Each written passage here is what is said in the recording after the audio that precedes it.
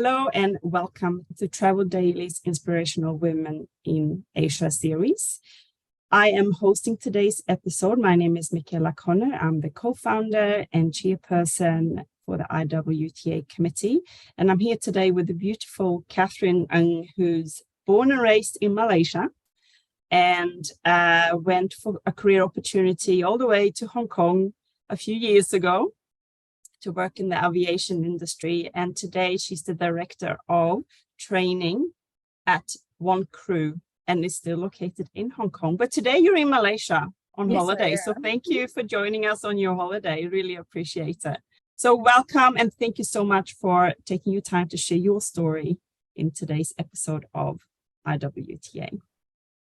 Can you tell us a little bit about what is OneCrew and what does it mean to be the training director of OneCrew? Thank you, Michaela, for the invitation to speak. And also, I'm really touched that Vidna Achor has nominated me for this talk. So I appreciate that. Yes, OneCrew, we're based out of Hong Kong. We specialize within the aviation industry mostly. We do work outside of the industry, but most of our clients are within the industry. We work with commercial aviation, as well as majority of our clients are actually in business aviation in the private jet industry. We do work with general aviation as well, like helicopter operations or ground operations as well. We specialize in three areas: aviation safety, in particular, the non-technical side of safety, human factors, aviation security, as well as, just like you, Michaela, we do management skills training. Now, I saw on LinkedIn that you've been with OneCrew for 18 years. Correct me if I'm wrong. Wow, that sounds like a long time. But it's amazing. And I see that you've been in training, like learning and development for a long time. What is it about this particular area of what you do that you still feel very passionate about? You know what? In my first job with Cathay Pacific, that's how I moved to Hong Kong. I saw an advertisement for a facilitator in the flight operations department, the pilots department. And I applied to that only because I wanted to overcome my fear of public speaking, because I was speaking very softly and I wanted to be able to learn to project my voice. I had no idea what I was getting into. I wanted to learn to become a facilitator.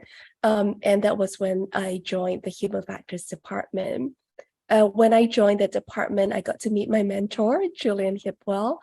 And this was back in the 90s. And he was very progressive as a leader. And he really taught us to come out of our shells.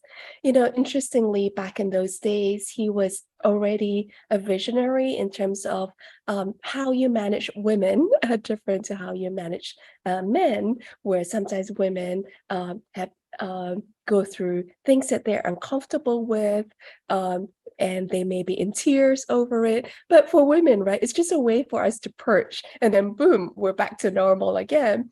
And he understood all of that and allowed us to just be ourselves.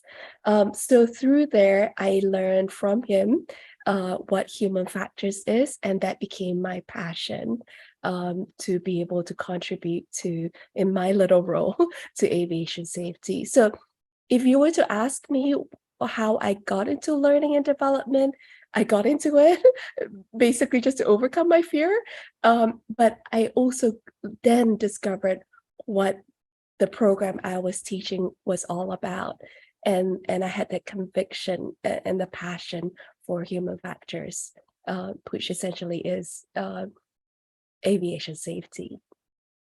It's very interesting because I know there's so many people that have fear of public speaking, and it's a very difficult one to overcome. Not impossible at all. But what steps did you have to take? I was really lucky to be in an environment where I received really good training, and then after that, on the job learning, where I remember the very first time I was rostered to be an observer. So the lead facilitator would be running the course. I was sitting in the back of the room as an observer, writing things down. And guess what? The lead facilitator wasn't able to make it, and I was thrown in the deep end. So I had to, but the good thing is I had really good training by then, and a really supportive boss who says, "You can do it. I'm with you." And I remembered I felt like I could barely project my voice at that time. But then at the end of it, he gave me really good feedback and a lot of encouragement, right? And from there on, I started to build confidence. So you just allow yourself to be thrown in the deep end with the skills that you've already acquired, but not necessarily practice, and then practice those skills, right? And now you can't shut me up. I love public speaking and opportunities where I can. I do conferences and speaking engagements and things like that. And what do you think he could see in you that you might have not been able to see in yourself at the time? Right. I've had a few mentors along the way, including a business coach, and they've all said the same thing to me, which was whatever they teach me, I apply it. So I'm coachable, and that was what they enjoyed being my mentor for. So it's like, what's your purpose when you go in to do training or developing leaders? What's that burning desire? What is your purpose that makes you get up in the morning and go, yeah, I'm gonna nail it today? Right. So in terms of the program that I specialize in, it's human factors, which really is about the human side to safety, right? So, and to be able to contribute a little bit every day to helping the frontline operators or even an organization be safer for their operations. I think that's what drives me, right? I have a little post-it note that I stick right at my office desk. And number one is helping to make aviation safer in my own way, and also to build a community, right? So community of people that have safety awareness.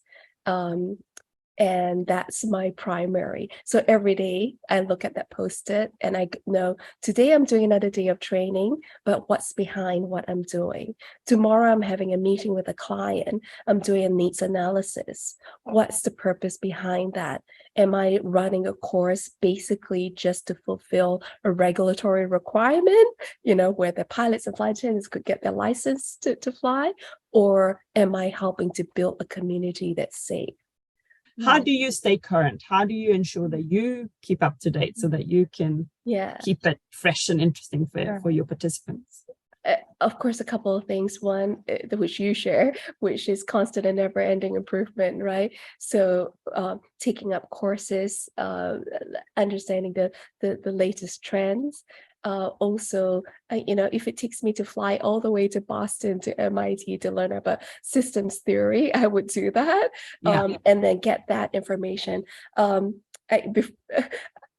conversation we have about education versus application, right? Being able to apply all the research to everyday language that operators can understand, right? So I feel that I'm an in-between person. We get data research and all of that, then to be able to open it into everyday language for our participants who are day-to-day operators, right? The other thing we do is we work with the safety department and we look at safety data and information, any incidents that may have occurred, that we're able to use this information and turn it into a case study. So of course, we identify the information. Sometimes we have to be creative. We do inspired by life events scenario, and then we build that in. So I find those always work because the participants can relate to the case studies because it's everyday life. what is your purpose? What is your purpose and values that you live today? And I know you mentioned your sticky notes on your computer, so every day you look at that. But what's your personal values that is important to you, that feels aligned with what you do today? Now, the first thing that pops to mind is a weird one. Is freedom. I feel I'm guided by my personal values of freedom. I'll explain what I mean by that. Freedom is a liberty to have authority over your own life, right? Decisions that you make, or freedom as an autonomy, the freedom within your workspace to be creative, to be able to, and the same thing I do when I'm in leadership role, right? I set clear guidelines, high standards for my team, and then I just let them have full autonomy over how they want to do it, who they want to team up with to do this, right? So they have a lot of freedom within that. So autonomy, liberty for your life, and that's why at a very young age, in my late 20s, I set up OneCrew. I was working for a very established organization that I loved, but I felt that running my own business, I had the full freedom to be able to make a difference in areas that I want to make a difference, focus on who I want to work with, right?